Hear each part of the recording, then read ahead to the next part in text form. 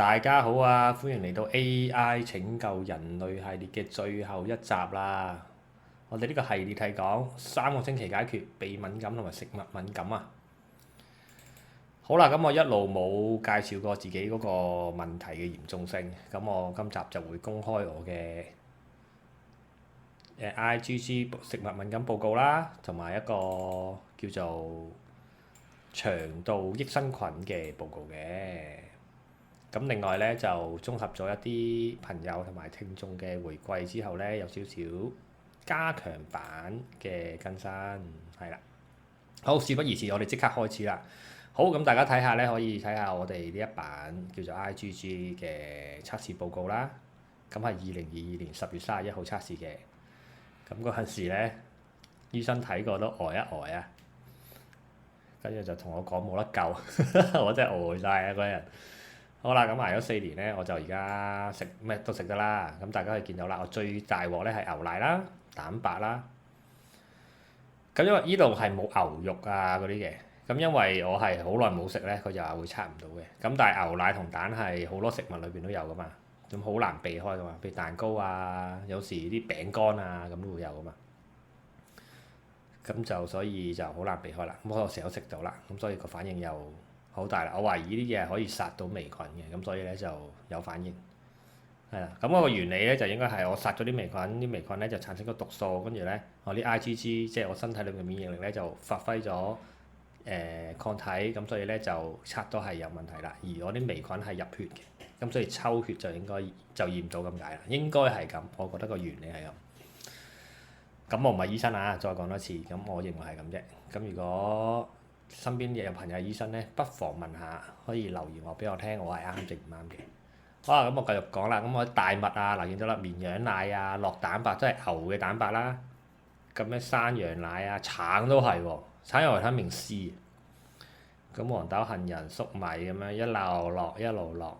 咁啊花生有時有食啦，小麥又係啦，係嘛？啤酒酵母又係喎，即係嗰陣時啤酒唔飲得。大麥小麥又唔得，嗰陣時去咗波蘭真係半條人命咁翻嚟喎，因為食咩都掂到呢啲嘢噶嘛。咁又冇針對性去殺個微菌啦。咁所以大家見到呢個表啦，呢個表係紅色啫，即係好嚴重啦，偏高啦。咁有個黃色嘅就係側邊，我都費事俾大家睇啦。咁有紮綠色係食得嘅咁樣。好啦，大家見到係幾嚴重啦。咁第二頁咧就係講呢一個腸道益生菌啊。好，大家見到咧，我嘅腸應該係俾微菌霸佔咗啦。喺當時2023年嘅呢個測試應該係幾多月唔記得啦。咁大家可以見到好多菌係偏低啦，係啦，深藍色係好低啦，近乎冇啦。咁淺藍色就有少少，又未冇晒，綠色嘅正常。大家見到係大部分都係冇。咁好多種測試嘅，我就求其抽咗個多啲嘅嚟測試啦。咁大家見到下邊咧，我係寫住高度失衡嘅。咁我依一個冇咁多，應該食Greek yogurt 都係幫唔到得晒嘅。咁我今集後邊就會講有另外一隻其他嘢咧，就會再同大家分享啦。因為要多謝翻我朋友嘅，因為就係分享完我呢啲 YouTube 俾我朋友咧，佢就話翻俾我聽。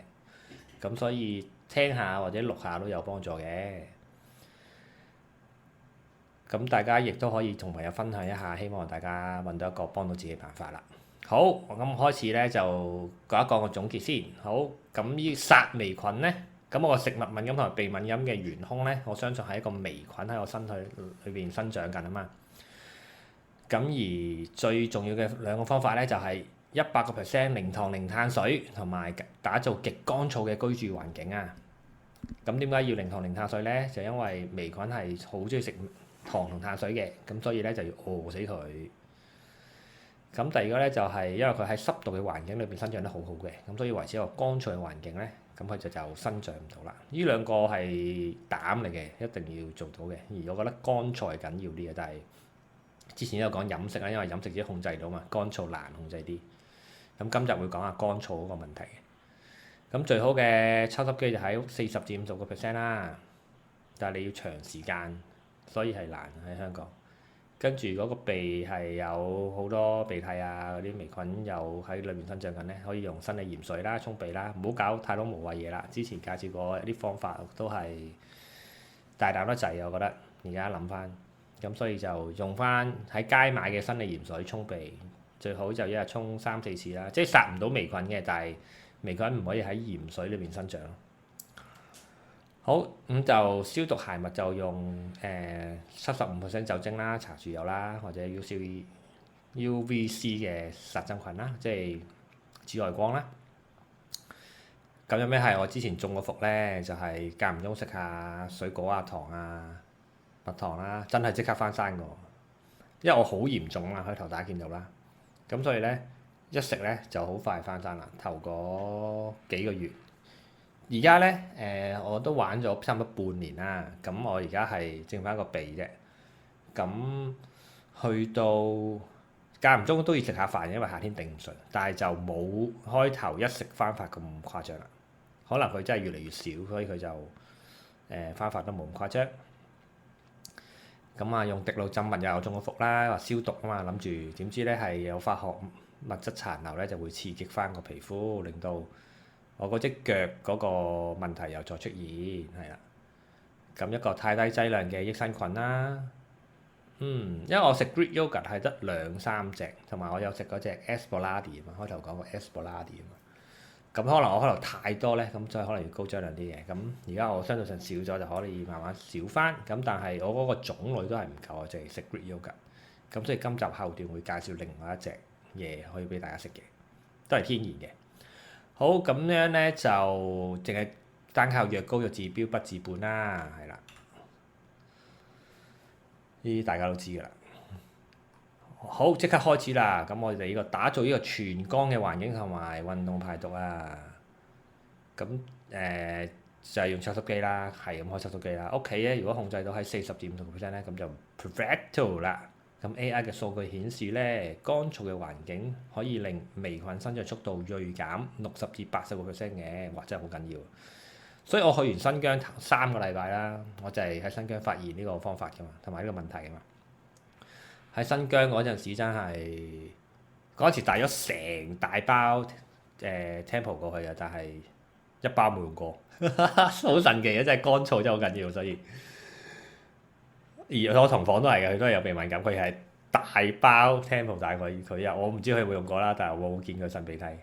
好，跟住咧通風同埋濾網咧，咁要定期清潔啦，係冷氣機嗰個真係緊要啊！櫃頂啊，同埋櫃頂有好多塵，同埋嗰啲門頂咧。跟住嗰啲門框頂咧、燈掣頂咧，即係所有頂嘅嘢咧，即係電腦嗰啲 mon 頂啊，所有嘢啦，電視機嗰個頂啊，有好多塵嘅，所以又要抹下。咁嗰個 concept 就同冷氣機濾網一樣啦。我有時間房有時一入房就係咁流鼻涕啊嘛，即係尤其而家潮濕啦，跟住咧。抽濕機開咗，因為我都唔知點淨係60%，總之入到去咧就係咁流啦。試咗3-4日咧，真係終於記得啦，原來係嗰啲頂好多塵，一抹真係即刻冇事嘅喎，好神奇嘅喎，好快嘅喎，反應。好啊，咁啊分享俾大家可以試下啦嚇。跟住咧就係運動嘅天然通耳煙啊，就如果每日有15-30分鐘嘅中強度運動咧，例如泰拳或者有氧啦，我就會原地跑或者跳繩嘅。咁運動時嘅用力呼吸同埋吞口水咧，就能夠天然激活啊，同埋暢通耳咽管。咁啊，重塑習慣啦，鞋襪輪流着啦，最少有3對啦。運動後即刻沖鼻啦。我而家每日翻嚟都會揾支嘢消下毒嘅對鞋，希望好啲啦。咁好似真係好啲嘅，冇咁易翻發嘅啫。好啦，咁樣咧就要講下呢一個濕度臨界點啊，微菌生長同埋健康危害嘅矩陣啊。咁如果係35-50%咧，咁就完全休眠啦。即係講緊啲微菌啊，唔係我自己啊。咁呼吸道咧，個黏膜就安全啦。過敏源就密度極低，咁最推薦係居家嘅健康指數，係啦。但係就好難維持到呢個 percentage，唔知用咩機器，同埋成屋去做都有啲難，唔通唔開窗咩？係咪？所以個人建議直頭去新疆住翻3個月，好，跟住咧就60至75%啦，就開始萌芽咯喎，生長速度就提升2倍咯喎，即係講緊啲微菌啊。咁啊，誘發輕微嘅鼻敏感啦、打乞嗤啦、流清嘅鼻涕啦，並引起皮膚泛泛嘅紅嘅痕癢。咁我好咗，我覺得呢個係亦都係講緊，除咗濕度之外，講緊你身體上面嘅嗰啲微菌啦，講緊。咁我發現我今年係呢個問題多，即係我已經好咗啦，因為我之前係下一個問題。下一個係點咧？85至到100%啊，大爆發啊微菌，24至48個小時內激增10倍啊，跟住極度高危，劇烈鼻塞、眼紅痕、濕疹發作，嚴重者引起微菌性鼻竇炎同埋哮喘。嗱，我除咗冇哮喘之外，其他都中晒咁滯啊！我以前啊講緊，大家見到我照個表嗰陣時，我幾咁嚴重嗰陣，我就係咁樣啦。所以咧，一有咩事咧就好辛苦啦。咁我而家咧就喺中間嗰格，咁即係除咗濕度影響同埋除咗濕度影響之外咧，咁你身體裏邊嘅微菌有幾多亦都影響嘅。咁而家就係中間格啦，我希望好快到第一格啦。我好肯定我去翻新疆山去就乜事都冇嘅，但係冇呢個時間。好啦，跟住咧就係雨季嘅隱形殺手啊，室內冷氣同埋牆壁發毛啊，係啊，冷氣機講咗啦，洗下個濾網啦，同埋冷氣機個頂啦，同埋所有嘢嘅頂啦。咁但係如果你咧係啊，冷氣機就係一個微菌嘅溫床啦。回南天同埋落雨嘅時候咧，冷氣機內部嗰個冷凝水同埋灰塵就會積聚啊。當你打開冷氣機嘅時候咧，幾億個微菌孢子啊就會被強力吹去空氣之中啦，就令到你就俾你個肺吸入去啦。好，跟住咧就滲水天花同埋浴室啦，高達100%嘅極高濕度，因為沖完涼啊嘛，導致浴室指縫、牆壁黑斑喺24小時內極速嘅擴散，咁啊形成黑莓嘅大本營。呢個係我好多年都諗唔到點樣清嘅方法，因為我以前成日閂咗個門咧，開抽氣扇啊嘛。咁原來咧要留少少罅，令到佢有嗰個空氣對流，你先抽得乾嘅。咁呢個係其中一個辦法啦。咁第二個辦法咧就係真係生咗啲黑色嘢喺啲罅度咧，好鬼難洗嘅喎。即係特登揾啲嗰啲專洗廁所嗰啲咧，都洗唔到嘅喎。有啲專洗浴室裏邊嗰啲清潔劑㗎嘛，唔知點解洗唔到喎。跟住有啲 friend 就教用漂白水，跟住定啲紙巾，跟住浸咁樣啦。咁咪 work 嘅，即係浸都浸一日嘅要，都係乜係 work 嘅。咁但係咧要長嗰啲怪嗰啲咧，好鬼難，令到嗰張紙巾唔甩啊嘛。咁所以長嗰度就難搞啲。你話去到最底嗰度咧就得嘅。咁我近期發現咗一招高招啊，就係用洗馬桶嗰啲咧，類似有隻鴨嘴嗰啲咧。咁我一日突然間發現，點解洗個馬桶咁乾淨嘅咧？跟住就攞嚟洗嗰啲黑霉菌啦。哇！即刻 work 喎，唔係講笑喎，好快添喎，真係噴落去我諗半個鐘到啦。咁佢就已經係有啲已經甩啦，有啲仲未甩嘅，但係我相信噴幾次都會甩晒嘅。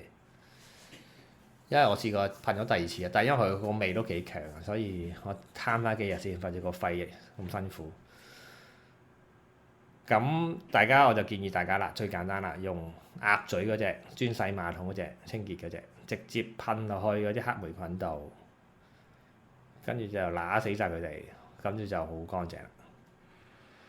好啦，繼續啦。咁啊，不自知嘅致命盲點咧，就係呢個微菌孢子嘅微細就可以直穿呢個氣管防護咁犀利嘅咩？定植於黏膜。你以為嘅降溫感冒咧，其實係吸入太多嘅微菌引致嘅急性鼻竇炎啊！我今年我發現之前睇中醫，啲中醫成日話我好易感冒，我今年有呢個感覺啦。以前淨係覺得口鼻生好辛苦，已經夠辛苦啦，已經感受唔到個感冒。而家係有少少呢個感覺。好啦，跟住咧就係強力嘅抽濕機。雨季居家嘅3大防禦戰術啊，係啦，強力嘅抽濕機一路講啦。咁要喺50% 以下啦，最好維持到個相對濕度。第二個可能大家會中伏嘅就係室內晾衫啊，咁就我真係成日室內晾衫喎，中伏喎。跟住咧，同埋要吹乾浴室啦。AI 教話要閂埋浴室門嚟抽。咁如果你有窗係嘅，咁如果你冇咧，即係呢個廁所有窗下面。如果你冇咧，你就要留翻道門開少少罅啦。咁最好即係抹乾佢啦，每一次咁，但係再抵去抽啦。咁都係我係男人嚟噶嘛，冇咁勤力嘅喺呢方面。好，第三咧就物理嘅洗鼻啦，就係清走呢個飄散嘅孢子啦。咁如果落完雨咧，咁出完街就有大量嘅漂浮孢子啦。翻到屋企即刻用呢一個0.9%啊，街賣嗰啲咧，唔好自己溝啦嘅鹽水咧，就物理沖鼻啦。咁最好買一支便用裝嗰啲，我發現咗，或者噴嗰啲。咁就唔好買一大支啊，懶慳錢啊，因為佢原來開咗佢又會變嘅。咁我就而家揾啲便利裝，一支可以噴一日咯，噴到幾次啦，總之。咁你一日24小時或者48小時用晒嗰支佢咧，咁嗰支鹽水就唔會有咩問題啦。好啦，講完呢個乾燥，我即刻講呢個第二種益生菌啊，超級益生菌啊，神奇嘅黑非爾菌啊，好難買啊！我終於買到啦，所以我呢段片其實我錄過好多次啊，因為我之前未買到，我又錄咗一次，跟住我竟然喺出片之前咧買到喎，咁我就要再錄過啦。咁係咩咧？咁係源自呢個高加索生物嘅2000年嘅牛奶香檳，如何以超高菌量徹底改寫體質？呢個 AI 幫我作嘅，係啦。咁係咩咧？微生物嘅完美共生啊！呢個黑非爾花椰菜，個 AI 咁描述啦，或者佢都係上網揾㗎啦。咁外觀就好似雪花嘅椰菜嘅微生物城市喎，幾唔老禮，成個椰菜花咁。好啦，咁傳奇喺邊度咧發生咧？就喺呢個2000年前嘅神秘高加索生物啦。其實俄羅斯都記得好嘢，係世界上最古老嘅天然發酵酸奶。咁佢有咩咧？呢個黑非爾菌咧 Kefir 啊，Kefir 喺條街就好難買，我最尾去咗馬莎先買到，百佳啊、惠康嗰啲揾唔到。咁外觀呈白亮啦，有彈性啦嘅小椰菜花狀啦，咁有高達30幾種嘅優質益生菌咧，同埋酵母菌交互交織。咁有咩好處咧？之後會講嘅，咁多隻菌。咁生命力極強啦，係啦，即刻講添啊！微生物喺一個共生體之中互換養分啊，達成一個完美嘅生態平衡啊！只要喺適合嘅環境並繼續俾個乳糖餵佢咧，佢就會無止境咁生長啊！嗱，呢一個咧就係點解我個腸咁多益生菌冇嘅時候咧？可能我呢個就影響咗我個鼻點解仲好得咁慢，應該係呢個有少少影響。咁我亦都會陣間最尾會分享下我食咗其實一杯啫，都幾貴啊，50蚊300幾 gram。食咗一杯之後咧，有啲好神奇嘅反應，係啊，咁我同大家分享下。好，咁點解叫牛奶香檳咧？牛奶香檳嘅豐富口感來三大種類啊！奇妙嘅微氣泡喎，咦？點解我食過冇嘅？唔通啊？不過佢唔知點解冇寫30幾種益生菌喺裏邊，唔通係即係 light 版嚟嘅簡化版嚟嘅。好，黑非爾奶咧嘅質地咧就比一般嘅普通 yogurt 咧就更稀啦，流動性更高。呢個係嘅。咁發酵過程中咧，益生菌同埋天然酵母會釋放極其微量嘅天然氣體同埋乳酸，飲用時會帶有微微嘅天然碳酸氣體爽脆感啊！喺歐洲被冠為牛奶香檳嘅優雅美譽，係啦。唔知點解我嗰隻又冇氣喎，但係稀啲嘅。好啦，跟住咧就因應唔同體質，有3大分支啦。咁如果一路都係用全動物嘅奶嚟餵佢咧，咁就最能夠保護到呢一個豐富嘅鈣質同埋維他命 B 群同埋乳蛋白啦。咁如果你對牛奶冇敏感嘅，就最好用呢個啦。咁大家見到我之前係有敏感㗎，但係我梗係冇試啦，所以嗰啲咩乳糖不耐症啊嗰啲你未必係㗎嚇。好啦，第二咧就係豆奶啦，因為俾啲可能話咗嚴重嘅乳糖不耐症啊嘛。但係喺我嘅 case 我就唔係有呢個問題啦，但係啲人話我係啦之前，或者你我係齋食齋嘅啫，我奶都唔飲嘅，咁你就要用呢個植物嘅大豆嚟發酵啦。咁啊，深受亞洲市場歡迎喎。好，跟住咧就用水啦，即係用糖水啊、果汁啊、椰子水咧做基底，即係咁樣餵嗰啲菌啦。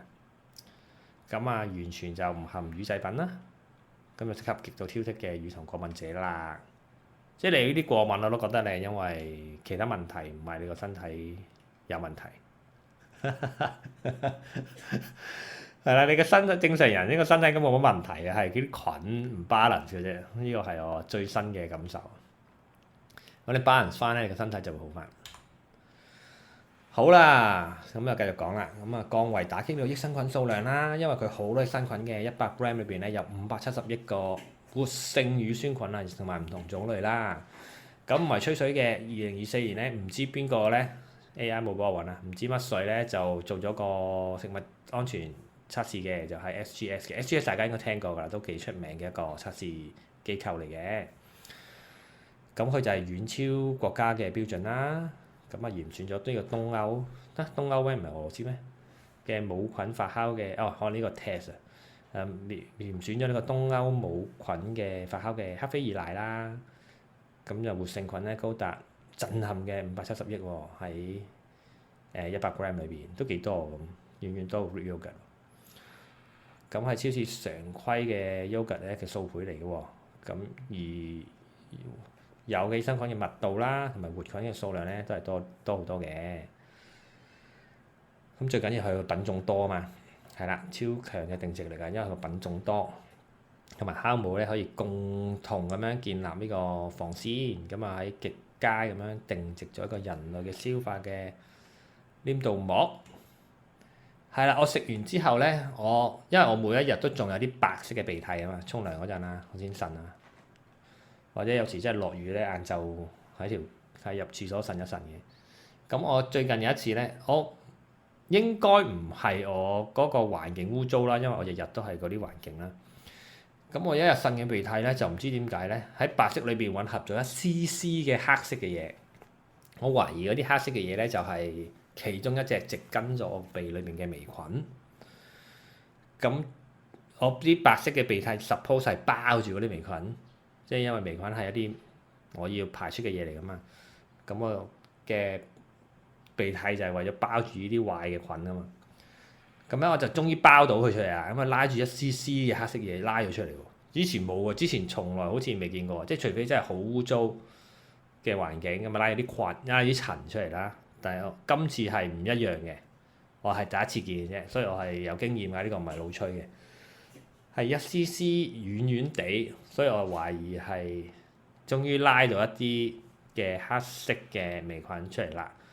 咁應該個鼻又會好翻，再好啲啦。咁呢個就我食完呢一隻 yogurt 之後，好神奇嘅一個之前未發生過嘅現象。唔知係咪同呢隻菌有關係？但我覺得係。咁所以最好一開波就食佢啦，唔好食 Greek yogurt 啦。之前嗰啲原來又有問題嘅，所以聽到最尾一集嘅你咧係好嘢嚟㗎。大家都可以 share 就咁 share 呢一集俾大家聽嘅就㗎啦。黐住嗰啲都唔使 share 啦，淨係 share 呢一集咋啦。好，即刻講呢一個黑菲爾菌同埋普通嘅 yogurt 或者 Greek yogurt 嘅分別啦。咁再講多次啦，因為呢個 Kefir Kefir 啊，大家唔好揾錯。咁有30幾隻益生菌啦，買到嘅話我買到嗰隻都10隻8隻就唔知點解，咁都多過 yogurt 嘅。咁有一個多元嘅酵母共生啦，咁普通嘅 yogurt 咧就係2至5種啊，普通嘅細菌型嘅乳酸菌。咁密度亦都係啦，好大嘅密度啦，100 gram 裏570億啦。咁而普通 yogurt 咧就係幾分之一嘅啫。係啦，咁啊 Kefir就係超強嘅物理定植能力啦，喺你條腸裏邊啊講緊。咁就繼續可以繁衍好菌咯喎，咁壞菌就住唔到落去咯佢話 Greek yogurt 係一個過客型喎，難以長久保留。我覺得喺你本身條腸係缺咩嘅，咁啱缺 Greek yogurt 嗰兩隻咧，咁就 OK 嘅。咁但係好似我咁缺好多咧，咁 Greek yogurt 都唔係 OK，可能要耐好多時間，同埋始終都係少好咗好多其他嘢。咁食呢一隻 Kefir 咧就最好啦。黑菲爾菌啦，係英文唔知有冇讀錯，因為佢未必係英文嚟嘅。好，跟住咧核心作用咧就係 Kefir 啊，講緊呢個黑菲爾菌啊嚇，深度修復呢個消化嘅壁障，平衡全身嘅菌落啦，通便啦。咁普通嘅 yogurt 咧就係短暫消化支持啦，糖分通常偏高，我都揀啲 Greek yogurt 啊，唔係好偏高嘅，所以好啊，呢個咧就係比較啦。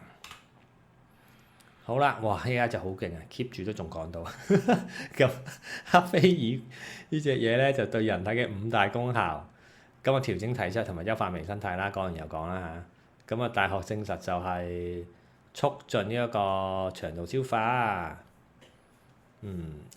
頭先輕微講過，維他命 B 群咧就係蛋白滋潤啦，美容養顏喎。我135咁講咗，跟住講24。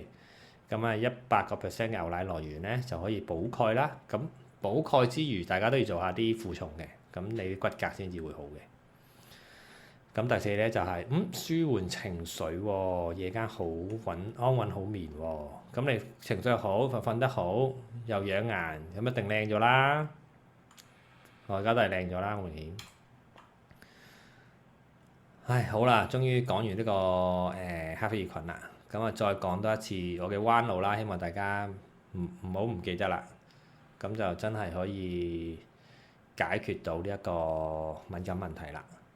咁係啦，捱嘅過程咧，大家就盡量真係唔好食任何碳水同糖啦。即係如果好似我咁嚴重嘅 case 啊，盡量唔好食啦。唔係盡量唔好食，係直頭唔好食。咁但係我知好難捱嘅。咁我上一集有介紹過點樣去一個分階段嘅戒糖方法，咁大家可以聽翻上一集。係啦，唔用蜜糖搽鼻就殺菌啦，又話蜜糖係抗菌嘅喎，咁我膽粗粗搽啲蜜糖落去鼻裏邊啦，咁點知鼻好多果糖，點知蜜糖裏邊好多果糖，直接餵微菌啦，中晒伏啦，咁所以點解嚴重好嚴重咧我？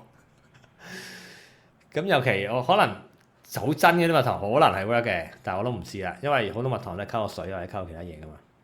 咁你亦都唔知道邊隻係好真噶嘛。咁所以 anyway 咧都唔好試啲無謂嘢啦。